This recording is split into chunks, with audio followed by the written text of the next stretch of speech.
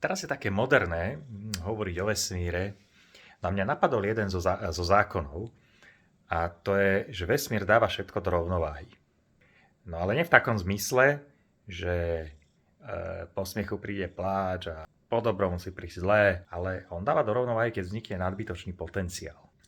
No a s tým sa dennodenne stretávame, napríklad keď sa vám niekto vtiera, áno, cítite, že to je nejaké čudné, smeje sa vám na všetkom, čo poviete a vôbec si nepripadáte vtipný, tak takéhoto človeka chcete skôr odohnať.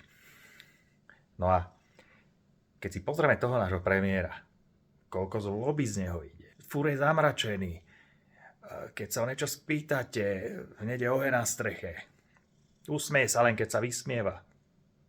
No a pozrite, vesmír s tým jeho zmyslom pre humor poslal tu Gwen, transvestitu, ktorý rozpráva o láske, zlomených srdciach, odpúšťa hejterom, za všetko je vďačný, užíva si život. Český spevák nejaký napísal o ňom pesničku. Čiže zlo je smrteľne vážne a dobro má zmysel pre humor.